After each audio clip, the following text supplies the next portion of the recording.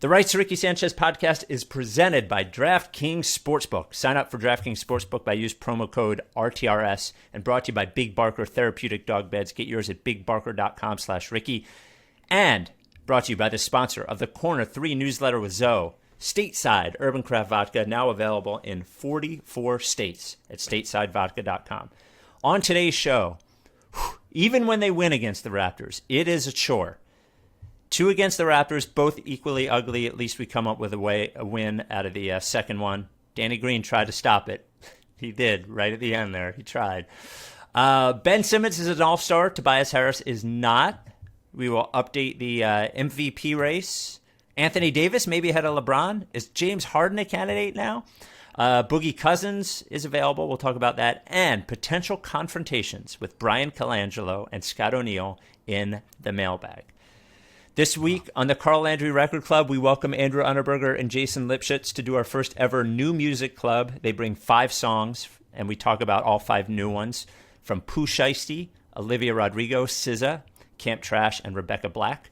Download it wherever you get your podcasts. And I mentioned Stateside Vodka. You can order in 44 different states. It didn't used to be that way. Just PA, DC, no.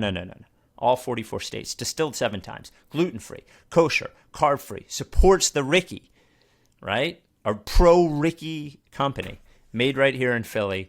Go to statesidevodka.com. Like I said, 44 different states. They also have curbside pickup here in Philly. They're available at all the state stores in Philly, Total Wine and Spirits in Jersey and Delaware. Again, statesidevodka.com. You must be 21 to drink, and sign up for the newsletter at rightsrickysanchez.com/newsletter. Without any further ado, Amos and the Chef. Larry, sweetie, the man is here.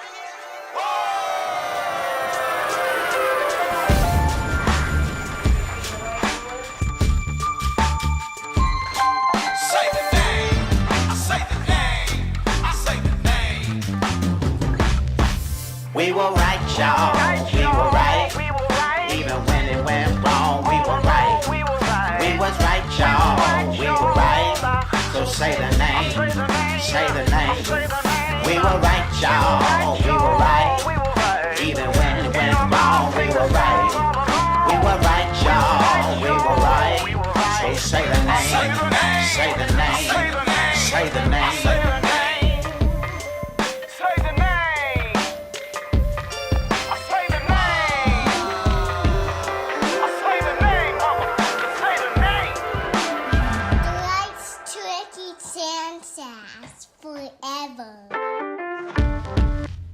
Welcome to the Rights to Ricky Sanchez podcast. I'm Spike Eskin, along with a guy who has always believed in Danny Green, Mike Levin. God, these Raptors games. They are tough. Really tough. I really didn't mind the first game. Mm-hmm. It was a slightly aggravating loss just because shots weren't going in, but I did think they played well. I thought they moved the ball well. They got to the line a lot. They took a decent amount of threes, and then just a bunch of things stopped falling. 37 threes in the first game. I think 35 in the second too. But yeah. Yeah, this was the first game in a long time that they've made more threes than their opponent. I found tonight's game, honestly, tonight's win more frustrating than the other night's loss. So I don't know. Maybe I'm mixing it up. Maybe I expect too much of these guys. But this was a brutal one. But I'm fine splitting with the Raptors on the road, especially because they were 5-25 in their last 30 road games against the Raptors, or is it their last 30 games entirely? I'm actually not sure. They snapped a 16 road game losing streak, even when they're in fucking Tampa Bay. Yeah. Wow, you've officially gone to Tampa. It is Tampa. It is Tampa for me. They won the Super Bowl. It's Tampa. He is the mayor and also the namesake. Here's what I take away from the Raptors, who are infuriating. And by the way, you can really see why they won the championship when they had Kawhi. Because though they have a bunch of like players I'd like to have on the Sixers, it's not like the top end talent is not particularly impressive, right? And you add Kyle Lowry to it, and you add Kawhi to it. But somebody tweeted me and said this, and then Allah mentioned it twice. And because Embiid had 2 pretty subpar offensive games, especially considering is that it might not have been Marc Gasol. Like they their defense is so chaotic and swarming and relentless, and it definitely fucks with him. Like, obviously having Marc Gasol there made it easy for them to do it, but they didn't have anything resembling Marc Gasol, and they were even going small a bunch of the time. And for the first time this season, I felt like Embiid was not handling the pressure particularly well, Yeah, this was I thought he passed really well in that first game. He only had 2 assists, but they were missing everything, so I don't think that's a good representative sample. And also, they swing the ball around a lot, and so him making the first pass out is not always the assist guy. I thought tonight's game was the worst passing game of Embiid's career. He had 6 turnovers. I'm just seeing this now, just eye test wise. He had 6 turnovers, 2 assists. He just worm burners, weird kickouts, weird decisions, cross courts for nothing. And I think some of it is the Raptors defense. I think they're swarming. I think they're long and they anticipate. But he was just really, really sloppy and careless. And I think a lot of it was just on his own carelessness and probably some frustration with just the idea that he just doesn't like getting double teamed every single time and from a different angle and from a different guy and in a different position. And so I think sometimes he's just frustrated to have to give the ball up. And he doesn't take it seriously a lot of the time when he's in that mode. He's just bad passes. It makes a difference. It's not a fun thing to talk about, but a clean pass into Tobias's shooting pocket is a 3-point. That's 3 points. A bad pass at Tobias's left calf that he has to dribble with at one time allows them to rotate over because they're fast and they anticipate and they move well. That's nothing. And then all of a sudden it's a end of shot clock heave and that's all because Embiid is not making what is really a simple pass that he's just kind of throwing away sometimes. Now he's also makes great passes. This whole season he's been an impressive passer this season. But tonight's game was the I think the sloppiest passing game I've seen of his, and it was really aggravating. Yeah, he looked pretty gassed too. This is he's a sweater, so you can't really tell, and he looks like he's laboring even when he's not, when play stops, when he goes to the free throw line, that sort of thing. But he looked a little worn out in this game, and it looked like I was watching with the sound off in the second half of the fourth quarter, but it looked like did he tweak his back or something, or it looked like okay. I think there was one Siakam drive that he tweaked his back and stuff. It just, that's the kind of thing where it ended up the fourth quarter the last 2 minutes of the game took an hour and a half. With reviews and stupid turnovers and fouls and all that stuff. I really would have loved when they were up 13 with a minute 46 left. Take those guys out. Just take them out. Just make the choice to have ball handlers out there. It's gonna be fine. And it was fine. It was frustrating. Danny Green, let's do it. Let's do it again. Let's talk about it. Danny, 2 moments a game, every game, 2 moments a game. Well, they were within 5 seconds of each other this time, at least. Well, there was one that was the step back 3 that he tried to take off the dribble.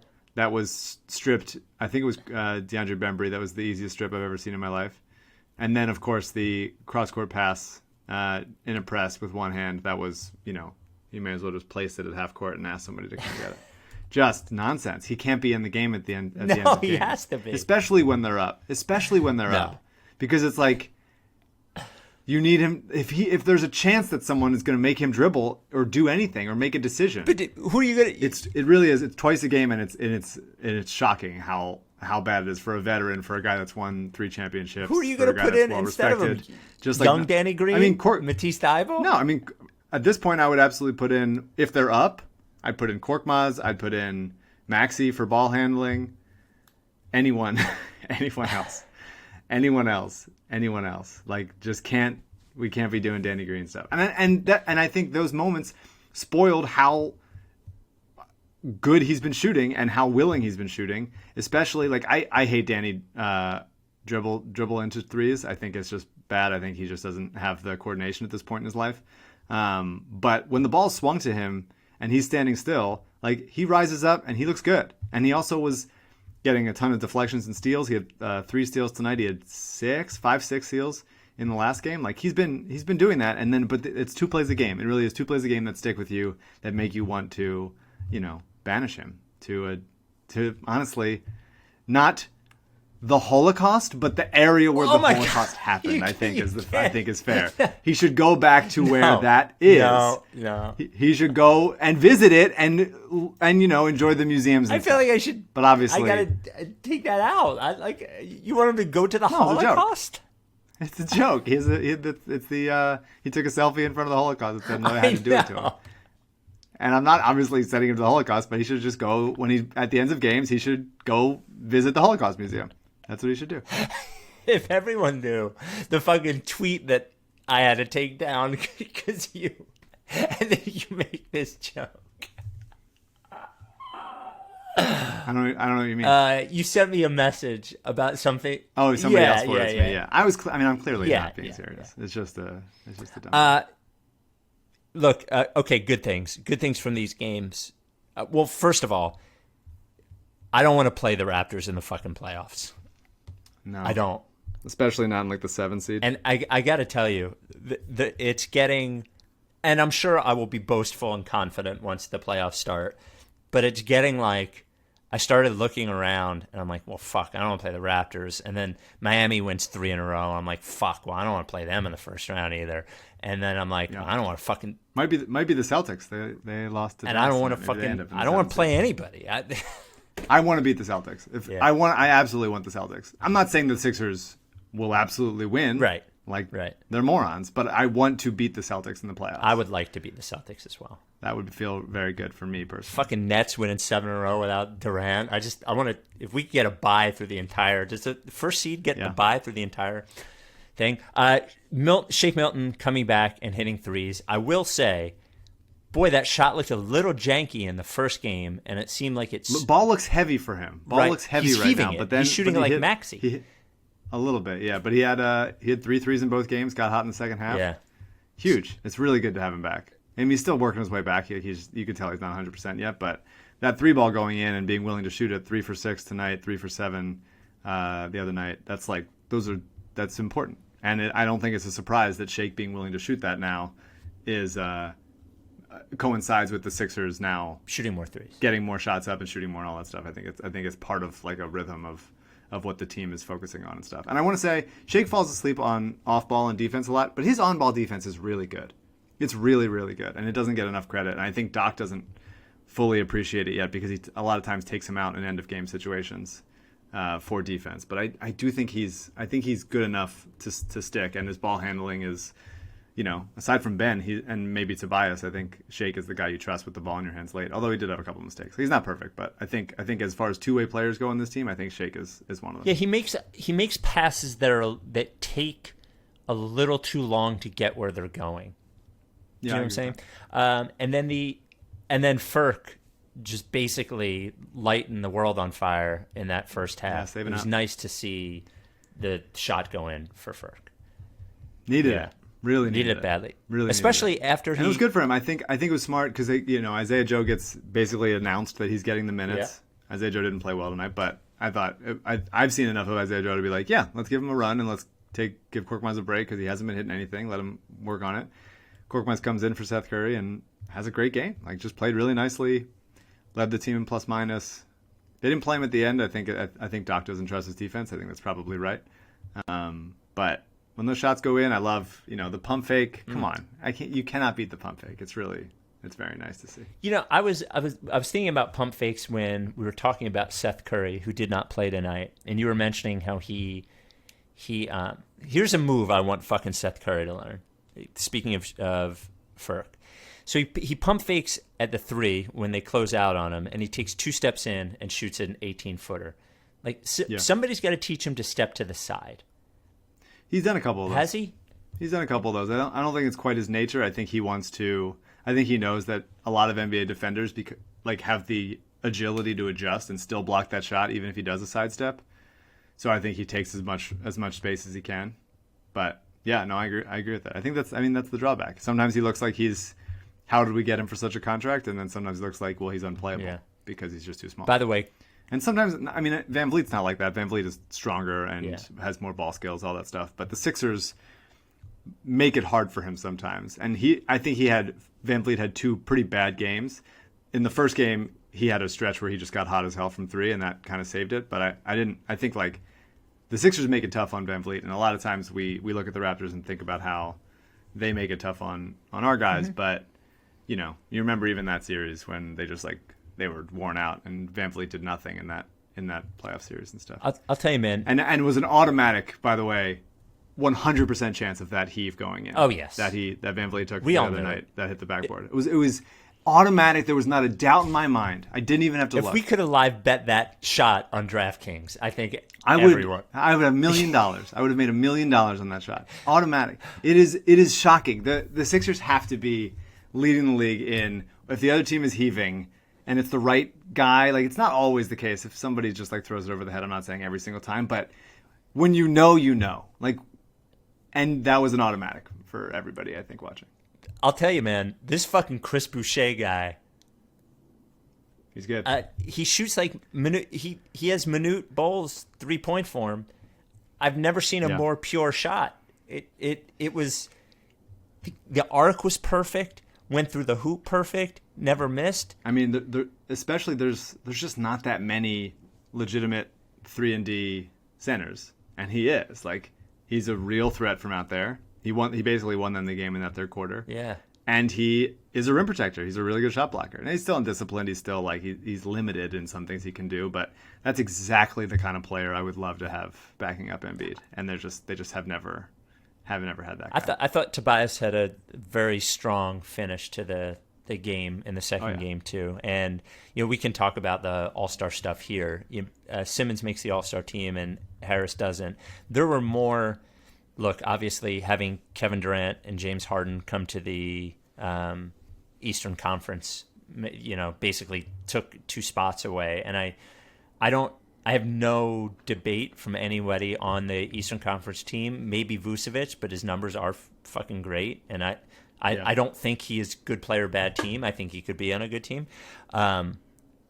So I understand why Tobias Harris didn't make it, but I do think, and his dad/agent and said Middleton this. Middleton didn't make it. So Correct. It's similar. Yeah. They kind of just Similar decided numbers. both of those guys. Yep. Yeah. You could make an argument for Middleton over Tobias Harris, and you wouldn't be wrong. It's sort of one or the other. I do think though that now that we're closing in on the end of the first half, and he was real tough in the fourth quarter again. And it seems like he's been getting better almost as he had a couple of down games last week, but he's been almost adding things as the season has gone on. He's playing tougher. He's pushing people around when they can't guard him. He has been remarkably consistent this year and really good. And we both obviously it's still not a good contract, but he's been a really necessary part of the team this year, especially given their offensive makeup in the starting lineup, and he was really good again tonight. 100%. I think he won them this game. I mean, Embiid played pretty poorly, and Tobias really took over in the fourth. I think he had 12 in the fourth. He had the game. I wrote in my notes that it sealed it, but then it was a 45 minutes later. But there was a late game drive with Embiid rolling that Tobias just got downhill, got to his right hand, and went high off the glass. He always does that. He's just got that. He's really nice when he gets a rhythm, even over shot blockers. If he can get to that high angle off the top of the glass, either hand, it's going in. And I think he's great. I mean, I want to talk about Tobias's passing. For years now, I've been a Tobias defense guy. You know that. Yes. Since he got here, I've been pro Tobias defense. He's better than people think. And I think that is now to the place where he's a good defender. It's just pretty unremarkable, but just good defender. He gets some steals and blocks. He makes some things happen. He is a good, positive defender in this league, and he's got the body for it, and he can cover, feasible, not great. It gets stretched at the fringes, but he doesn't get wrecked on switches from 2 through 5. Mm-hmm. And I think it's great, but I think the passing is something that I've always been harping on. I want to see him get better. I want to see him get better. And the past 2 games, he's been great. I think he had a couple nice lobs. There was a nice cross-court pass that he had last game. He always makes pretty good entry passes to Embiid, as we've seen. There's been times when the Sixers just couldn't get it into him. I think he's swinging the ball well. And the thing about last game was he took 9 threes and he missed 8 of them, and I'm fucking fine with that, honestly. He missed some threes, but the willingness to take them and continue taking them even as he missed is a really big deal, and was rewarded tonight by going 3 or 4 from 3 and got to the line a couple times. So I think he deserved to make All-Star team. Part of me is a little bit glad that he didn't, because then we'd see him in the All-Star game and he'd, what exciting things is Tobias doing in the All-Star game? He's not, he's shooting 17-footers, Yeah, I mean, we're watching him and he finishes 1 of 8, and we're like, oh no, Tobias, he looks bad. And we're just like, come on, bud, get to that right hand. And he's just trying to do too much. I don't know. So part of me is a little bit glad, although I do think that as 1,000 people have made this point, there's no reason to have 12 people on the All-Star team in each conference. It should be at least 15. Well, there's been 12 since the 60s. It's insane. Former Ricky guest Ryan McDonough made that point. It was 11 when they had their first All-Star game, and there were only 10 teams. Yeah. I think, I don't know how it works, but I mentioned earlier, what if there was some sort of metric they could use based on votes, or that show maybe it's 15 one year and 12 the next. Maybe there are more Hall of Fame style balloting. Yeah. I don't know. I think what's wrong with 15? I guess. Well, because who are you protecting? What I would say is 4 years ago in the Eastern Conference, if they had to go to 15, they might have taken me. There were some pretty lean fair. years where they were taking all the fucking Hawks. Kyle Korver was on the All-Star team. Sure. No offense, but some offense. Yeah, some offense. But I think that year they didn't need 15. So I think it should be. I think the numbers because of how the play around the league has improved. I think in the last 8 to 10 years. And then efficiency's gone up and player numbers have gone up as pace has gone up, all that stuff. I think it's unlikely that you're going to see many years there's nobody that could be an All-Star in the East type of thing. So yeah, I mean, I think Sabonis should have been in there. There's guys that are they're All-Stars, they deserve to be there. And I am actually surprised that Ben got in. I think he's had a great, last month or two, whatever it's been, since that fourth quarter in the Boston game that we talked with Zach about. But yeah, I mean, he has been great, and he's turned it on. He's found another. I have been this for a while. I'm a Ben free throw truther. I've been monitoring those digits, those little factor. I'm seeing the decimal points all the time, just getting that up. I'm rounding up, always rounding up, and now it's there.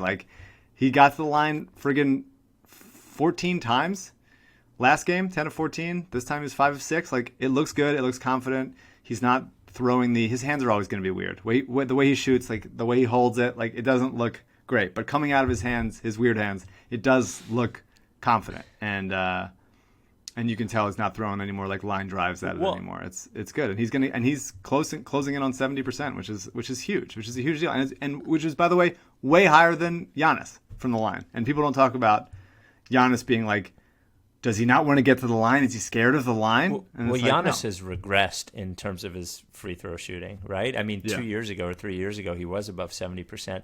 Look, so much of Ben Simmons' game is about what he feels confident doing.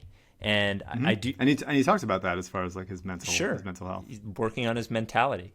But I think the makes kind of beget other makes with free throw shooting. I think his play sort of builds upon itself, and he's had until the trade deadline, until that Boston game, he had been legitimately disappointing this year. I like that you're calling the Harden trade the trade dedeadline. It was in some ways a trade deadline in a bunch of ways. It was sort of like our trade deadline, our movie trade deadline until the Harden trade. But since then, and he's been great, and he's over the last 2 weeks been far more aggressive offensively. I think the question will become, how much of that he's able to continue. Actually, I don't even think it's necessary that he continues too much of it when Embiid's in the game. When we could use it is when Embiid's not in the game, And sure. It becomes, when they're all clicking, it does kind of become an embarrassment of riches. There's a lot of guys that can make things happen in the starting lineup. That's why you see the starting lineup succeed so much, is because when they're clicking, they do complement each other pretty well. They turn the ball over sometimes too many times. They get sloppy, whatever it is, and they're still missing, as we're always going to say. Like, especially against a Raptors team that recovers well, it's a lot of just swinging and then attacking a closeout, and a couple guys that like aren't great at it, that are just kind of like a little bit. We could just use more guys that can make things happen with the ball in their hands. But even just watching Ben be as aggressive as he's being, Toronto is a team, one of those few teams. I think Miami's another one, and Boston that knows him so well that they anticipate those driving kicks. They anticipate those, like, get into the lane and then like turn around and pass behind you. And I feel like he turns the ball over a lot in those kinds of things when he's playing against those kinds of defenders. And for him in both of these Toronto games to decide to like turn on the jets, to go to the rim, to make things happen for himself, I think that was good. And you can tell that it's making a difference by the way that they're covering him. Sure. Like they are not. It is not the Ben stands out there and the defender is just like backing up kind of pointlessly, like waiting for something to happen and just assume he's going to pass it. He wants to be the aggressor, and I think they are, because they don't want him to get ahead of steam, they are starting to cover him closer, which allows more space for other things to happen. And so it's been great. I think he had a couple of really nice tight window interior passes. One to Dwight, one to Tobias one was to Embiid, and one was the Tobias kick out. Like, I don't even know how he saw that angle, but I think he's just pretty locked in right now, and it's cool to see it happen. Mike, once again, Sixers fans had a enormous advantage in DraftKings in the live betting, in that at one point in the middle of the second quarter, the Raptors were plus 13. Like, I think the Sixers were up 18 or something. And I was like, oh, well, there's absolutely no possible way the Sixers are winning this game by 13 points. I feel like, I feel like they should. You have to be in PA or New Jersey, obviously. But if you're in PA, I feel like they shouldn't let you live bet on Sixers games, because you have too much information. We have too much history. At least I don't think they should let us live bet on Sixers games.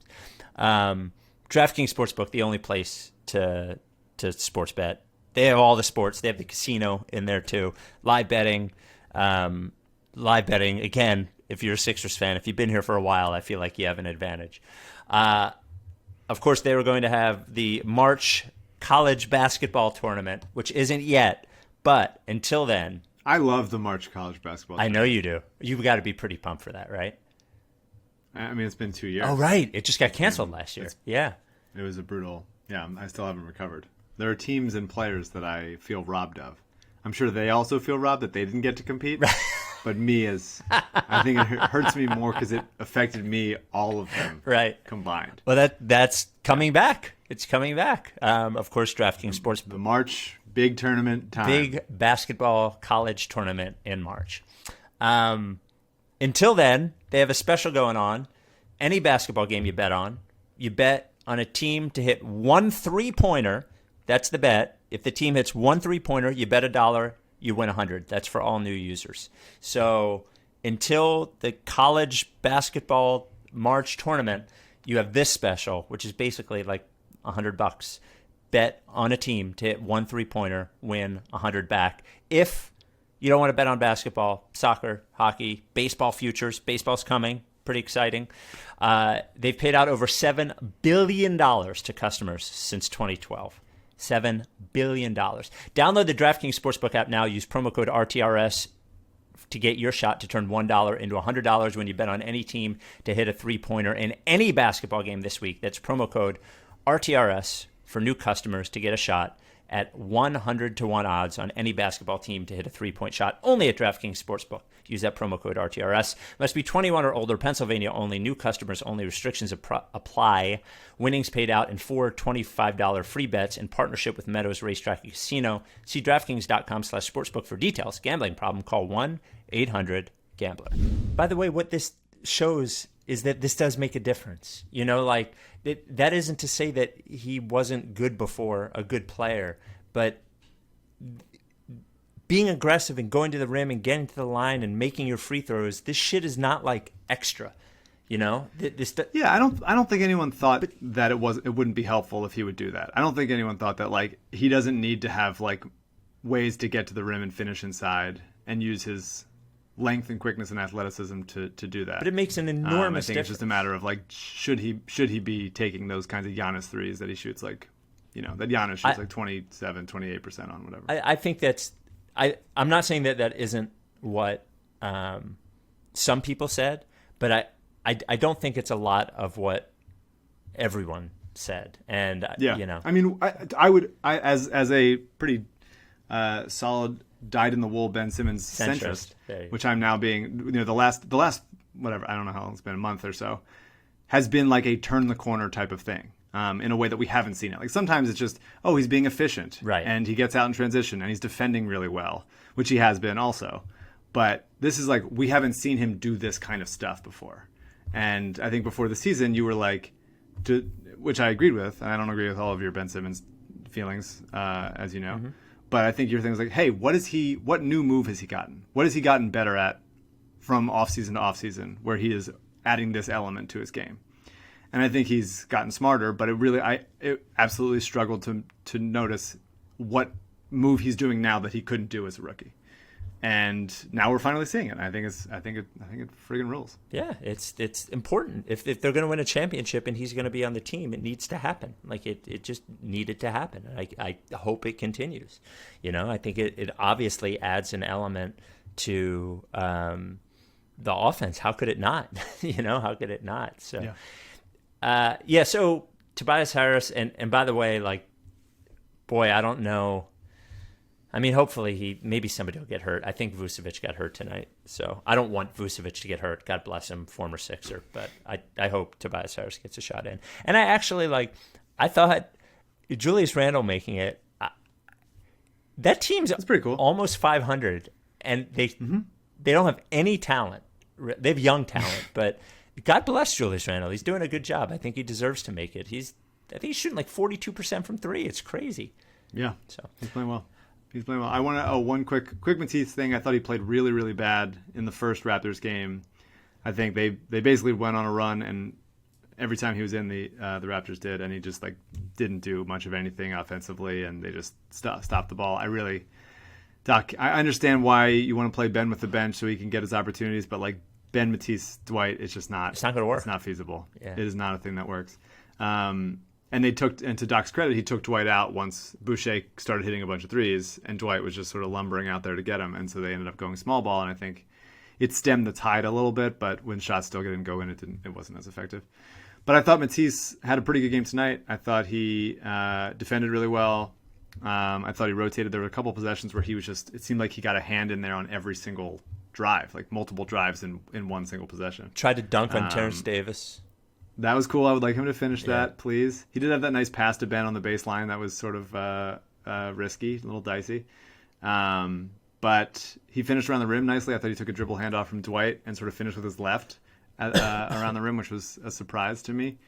So it's and I thought even though he was 1 for 5 from three, I thought he rose up and shot them confidently. And the one that went in, even though it was 0 for 4 at the time, I was like, that's in. It just felt like he's getting. He'd go through stretches, but I think that we're due for a good Matisse month from three, I think. So I feel good about it. Also, randomly, I'm looking at the Athletic box score.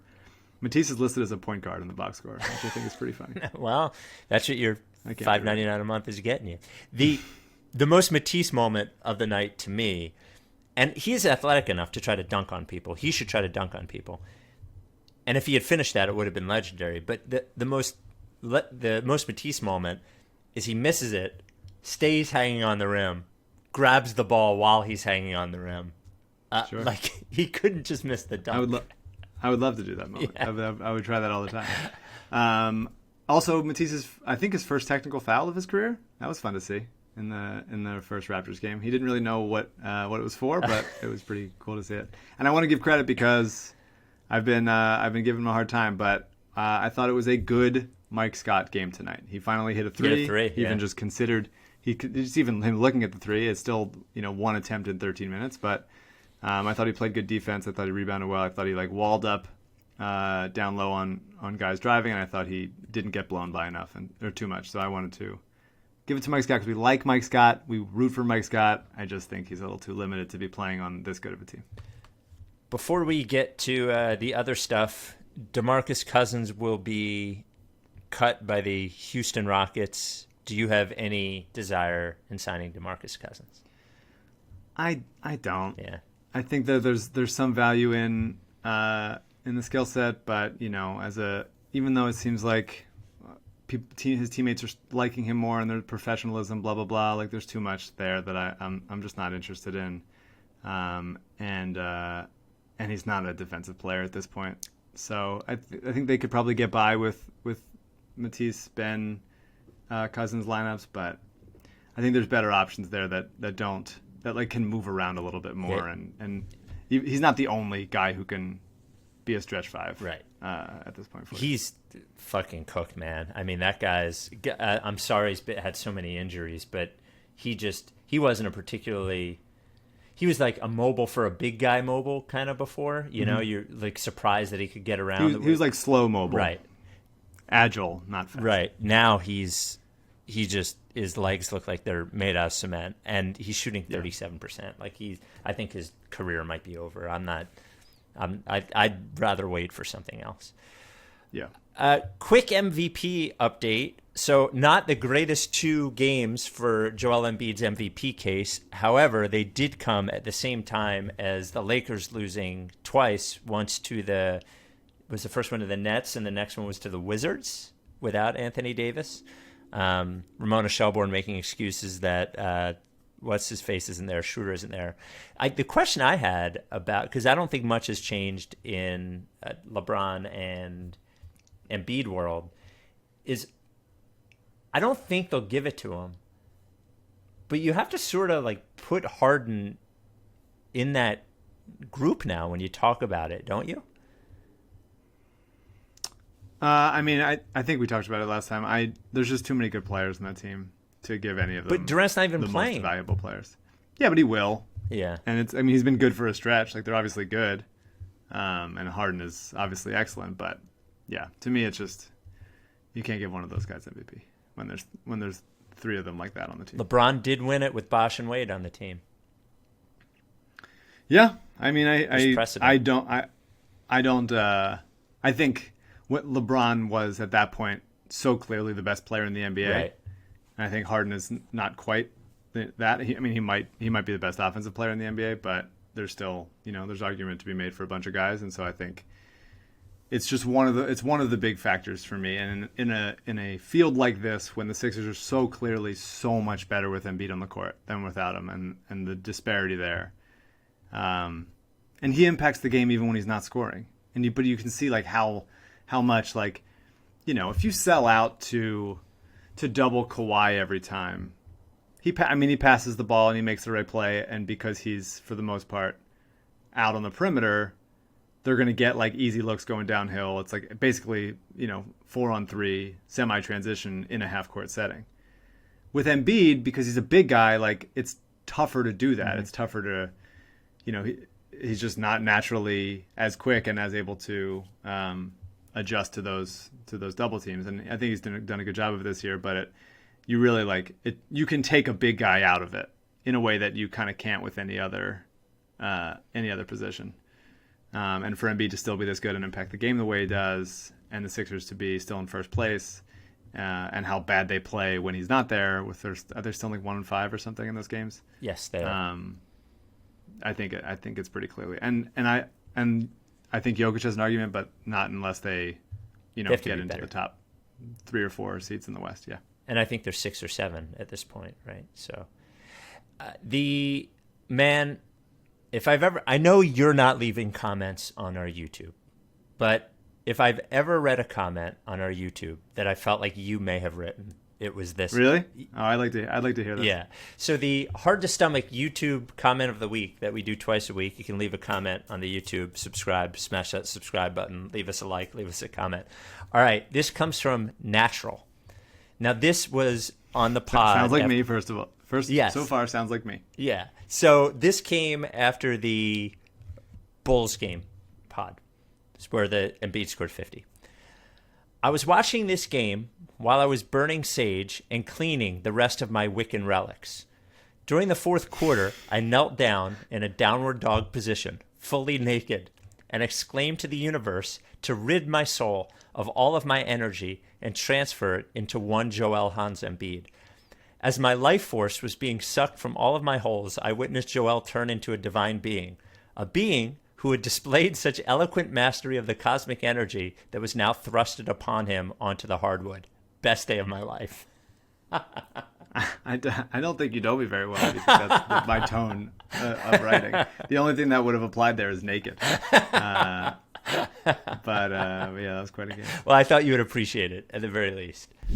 Mike, as you know, my dog is a rescue, right? Rebel from Aruba, was a homeless dog, and has slowly become, it's amazing. Like, I like to remind him every once in a while, you were homeless. And if it wasn't for me, this might not have gone well for you. He wakes up. That's good. What's that? Hang over his head. You want to hold that over his head as much as possible. Of course. Well, because he's gotten so, like, when he first got here, he would have slept anywhere, would have slept as long as we wanted him to. Snowed outside, he would have walked for 4 hours, wouldn't have cared. Just happy to be in a house. Now, wakes up from his big barker at 3 a.m. every night to go out back and pee. Will not rest until we let him out back to pee. And if there's any snow on the ground or ice, we'll walk outside, he'll look at it, look at me, and walk back inside. Fucking spoiled. Smart. Spoiled. Smart dog. Smart dog.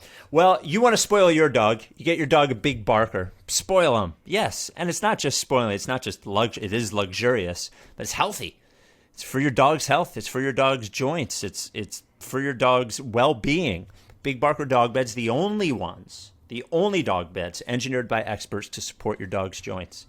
The ones at the pet stores you see, $49, you see it, you're like, ooh, that's cushy. It sucks. It fucking sucks. Get a Big Barker dog bed. Do you care about your dog? And as your dog gets older, you want your dog to be comfortable, stay energetic for longer. Big Barker dog beds. Go to bigbarker.com/Ricky. Bigbarker.com/Ricky. You will get the Big Barker dog bed plus 2 Process Pup iron-on patches with the Process Pup logo. Then you send us the photo of your dog with the bed. We put them in the Process Pup gallery. All of these claims completely legitimized by Penn Vet, who did a study showing better mobility, better health, better joint function, all those things. I'm telling you, bigbarker.com/Ricky. All the time, all the money you spend on your dog, do not cheap out on the bed. There's a 10-year warranty. The foam doesn't flatten or they replace it for free. A 1-year at-home trial. Handmade right here in the USA as well. Big Barker dog beds. Ow! I filter out some of the relationship advice questions. Sometimes I'll just send a note back, but sometimes I think they're important, and I think this one is important. Brian Colangelo, relationship advice. I keep my heart under my pillow with my teeth and other lies. I've been waiting on your halo just to shine the light. Now, Anonymous asked me to filter out anything that I thought may identify it as him, but I don't think so, So here we go. So, like it has been for many, the pressure cooker of and this is a serious one, I'm not laughing. So, like it has been for many, the pressure cooker of the pandemic this past year has really tested my marriage of over a decade. Unfortunately, it doesn't look like we're going to make it. Our relationship has had its issues that predated COVID and was already a mess, and now it appears we're at the end. I'm actually feeling good about it overall, except that we have kids, and that part will be complicated. All right, this is where it gets interesting. I'm a contractor, and I recently went to look for a job for a potential client. I didn't know the person and wasn't that excited to look at the job as it wasn't the kind of work I really like to do, and it was a bit further out of my range than I prefer. But then I met her. Within 5 minutes, I was wondering to myself if this might be the most important person in the world that I was meeting. I felt such a strong connection, and after months/years of such a challenging marriage, it was an eye-opening experience to feel that. I'm really not the love at first sight sort of person and have never experienced anything like this before, but I can't stop thinking about her and the feeling I was meant to meet her. Part of me wishes I met her in like 6 months or something when my wife and I would be further down the road with our separation/divorce, but that didn't happen. And who knows, maybe in 6 months the situation would be different. She seems not to be in a relationship now, but if I met her later, that might not be the case. I met her now. I can't change that. The question is, what do we do? As we continue to be in touch about the work she needs done, I feel a real rapport developing. I want to seize the moment, but also I don't want to freak her out that all of this is happening exactly as my marriage ends. I'm trying to thread a needle here, and it feels too important to mess up. Is there any way I can ask her out or let her know what I'm feeling? Or am I crazy, better off forgetting it and waiting and hoping there's still an opportunity in the future? This is getting too real. Yes. I don't feel equipped to handle this. It's real. We've been flirting with real for a while, and now we're there. Yeah. Man, I don't know. Timing's tough. Yeah. You never know. I think people use it as an excuse a lot, and it's not actually. It's just an easy sort of grab. Mm-hmm. But I do think sometimes it obviously matters. If you're starting a relationship versus whatever. I don't know. I mean, it's contractor having work done, going through a divorce. It's definitely like a good porn storyline. I think that's pretty down the middle there. Yeah, I mean, I think the main thing is just try not to, make her uncomfortable, and maybe send an email or something, or make sure there's other people in the room or in a public space or something. That's my first thought. Just don't make it uncomfortable and weird in that way. Yeah. So my first thought is you cannot do anything while you're working on her house. You can't. She's like, let me tell you. Unless it's a porn. Unless you said unless it's a porn? Yeah, if it's a porn, yeah, then okay. this goes out the window. Right. But in real life, no. So I'm just going to throw a little home ownership thing into this.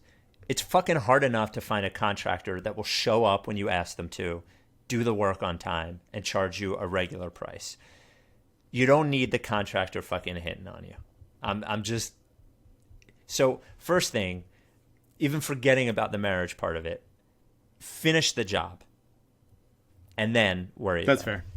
Yeah. There's a writer in the room I'm in who, when she was back home visiting, there was painters working on her parents' house. Yeah.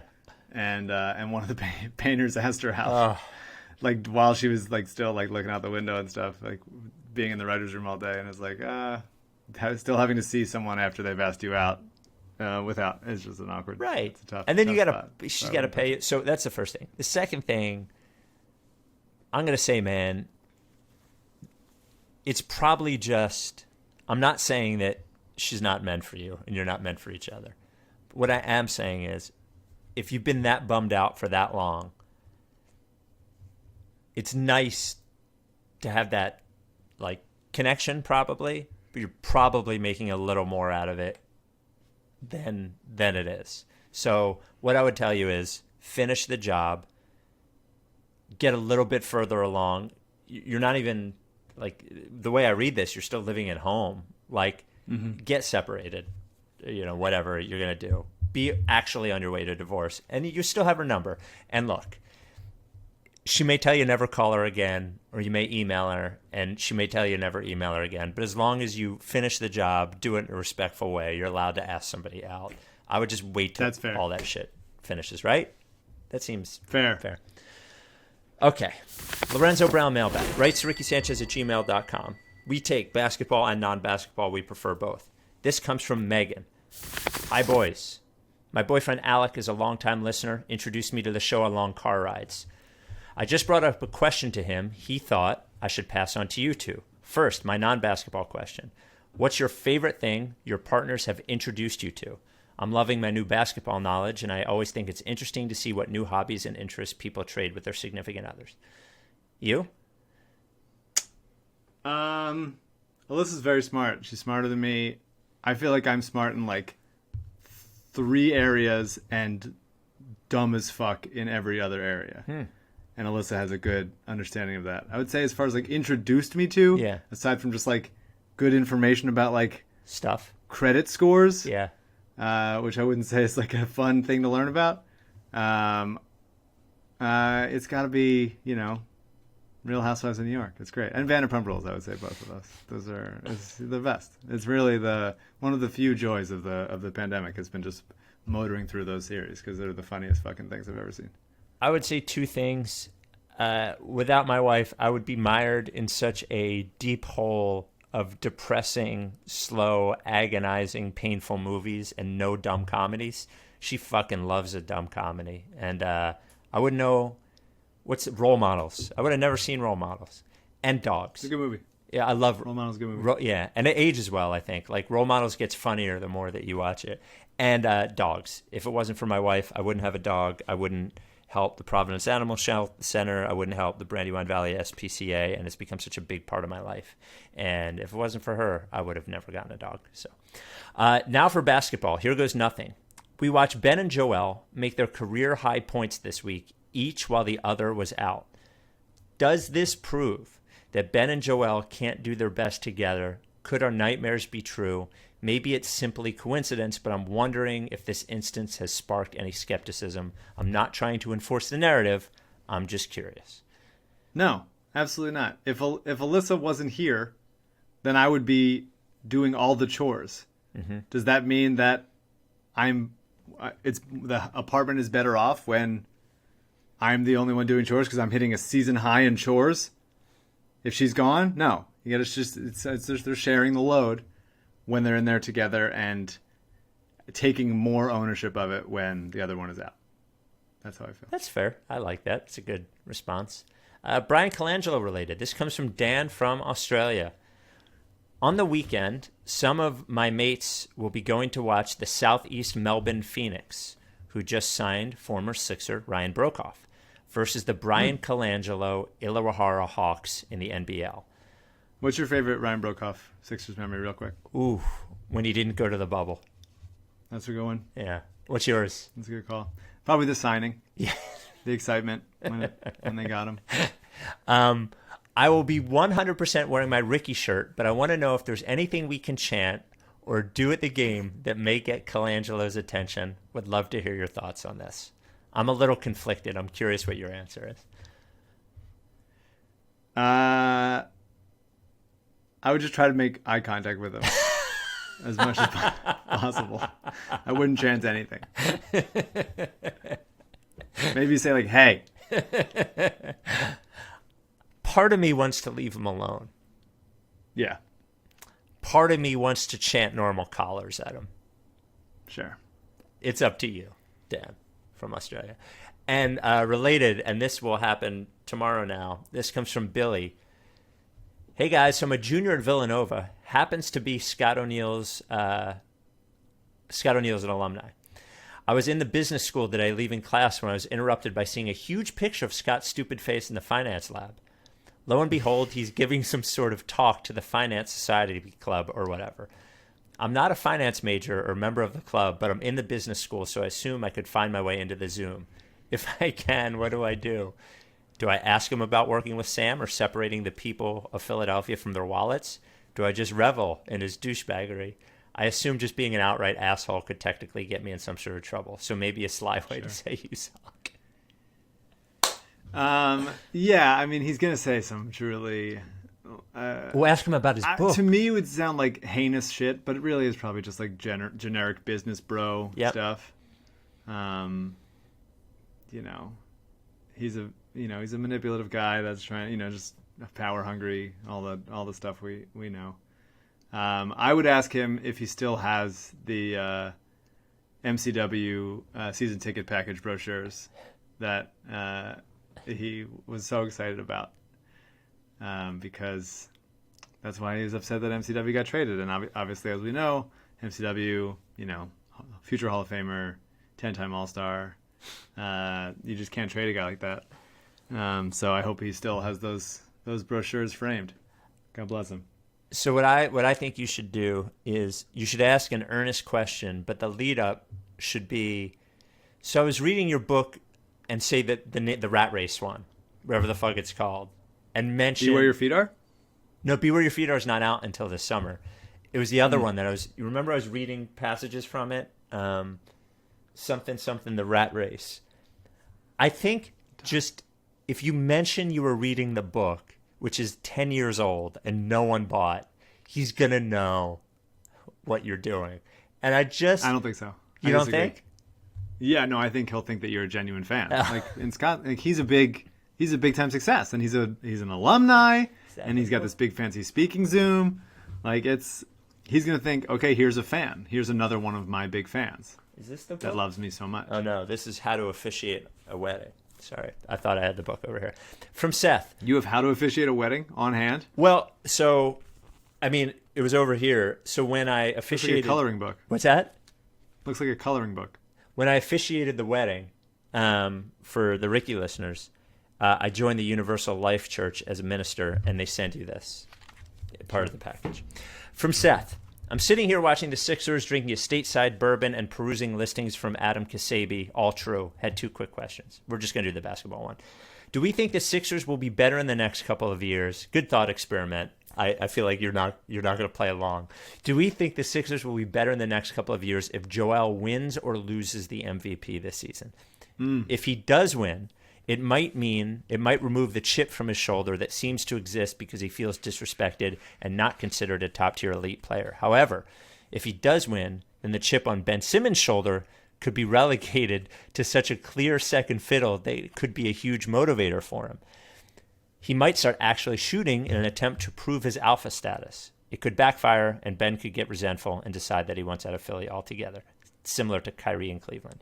So do you think, not whether you want him to win it or not, that the Sixers' next 2 years after this year are better or worse if he wins the MVP? I think that's a great question. Oh, I don't know the answer to it. it's tough. I really don't. I think if he wins the MVP and they win a championship, then who cares? You'll never hear from me again. I'll be on a beach for the rest of my life. Right. If he wins MVP and they lose a championship, then I think he will probably, I could see, he's averaging 30 points a game right now. He had a tough game tonight, but he's going to finish in the, 27 to 30 points per game. Ridiculous. I could see next year being like, okay, I got my MVP award.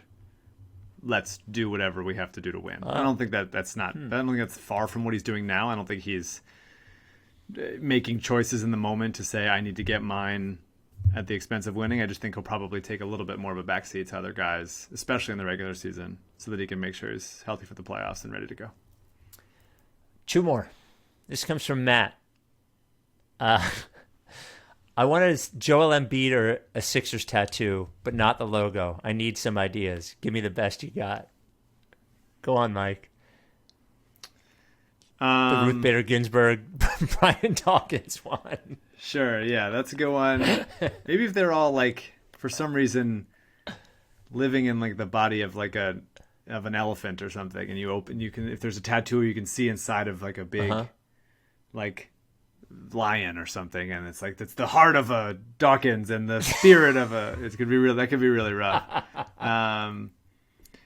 I don't know. I think a Joel tattoo, a small Joel tattoo, where it's just him from the back doing arms up to the crowd. I think that could be cool. Yeah, like a silhouette of him. Yeah.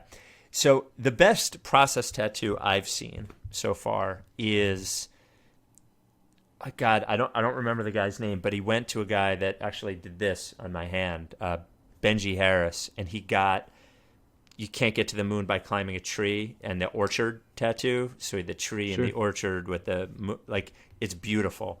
And the best ones are the ones that no one's going to know that that's a process tattoo unless you explain it to them. So it sort of lives on its own. I would suggest that. I don't know what the idea is. I don't want to. I haven't thought about it, but my thought would be get something that is symbolic, but can sort of live on its own and isn't. Yeah. That said, I would get the 2017-18 starting 5 on-off splits. Yeah. I think you should do. Wait, I say symbolic. Meanwhile, I have John Starks' Nike sneaker on the inside of my fucking elbow, which is not too symbolic.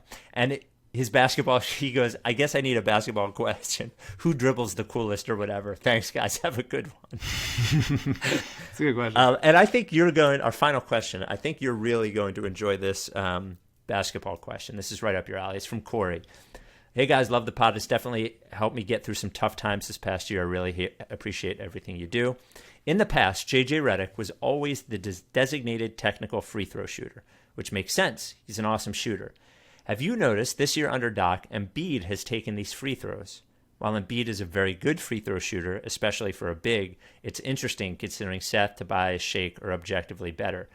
Are we just trying to pump up Joel's stats? Does he spend so much time at the line he's paying rent? Hope we don't lose by a point sometime and it bites us. Yes, I think they are trying to pump up his stats. Yep. But also there's like a leadership, I think. Yeah, LeBron. If you're a best player, go take the LeBron shot. shoots techs, I think, sometimes, right? Yeah. I would say I would like it's a different feeling shooting foul shots with no one on the line. You feel weirdly naked. Right. And so I would go with, I think Seth to me is the purest shooter there that can just like sort of almost have a like zen, like turn off your brain element to it of just like I'm making the shot type of thing. Whereas I think Embiid and Tobias, it's more about like rhythm and they're more conscious of where they are in the moment. I would let Seth take this. And his non-basketball question, he says, when you guys did the awards for the year, I thought an unheralded and underrated Ricky moment of the year was when Spike mistakenly broke vegan to eat dog food. Mike, is it officially time we recognize him as a member of the Good Boy Club? Am I in the Good Boy Club? Yeah. You're in. I think so. So we'll talk to you Sunday. We have a guest on Sunday who is, I got to say, I was looking at his credits, is as legendary as I thought. Like, I will give hints. Not from Philly connection, like, legendary musician. Yeah. But not from Philly, not a be Sixers fan, but a big basketball fan, I've been told. So, yeah. Episode 2 of Young Rock. Oh, yeah. Came out tonight. Yeah. So catch it on Hulu or Peacock, NBC.com, or on many NBC reruns. There was I think the pilot reran on like USA for the WWE stuff, which is pretty dope. It was NBC's best comedy launch, I think, since 2017. That's awesome. So that's cool. So watch the show. People are watching it. It's fun. I wrote episode 4, so this is episode 2. And get me a friggin' season 2 so we can keep this thing moving. Mike, don't you think what people should do is go to their, if they have DVR, everybody does now, go to it. Yeah, set that series recording. Yeah, set the series recording. That way you have all of them. And that way, You got it all. some Sunday, you don't have anything to do, just fucking plow through them maybe one Sunday. Yeah, just think about me all Sunday long. That's what you should be doing. All right. We'll talk to you on Sunday. You'll listen to the pod and then you'll binge the 2 episodes of Young Rock. It's a heavy binge. You down with TTP? Yeah, you know, lick face. If you don't fuck with me, then I won't fuck with you. If you don't fuck with me, Then I won't fuck with you. but if you fuck with me, I'm gonna fucking kill you! Time for Plan B.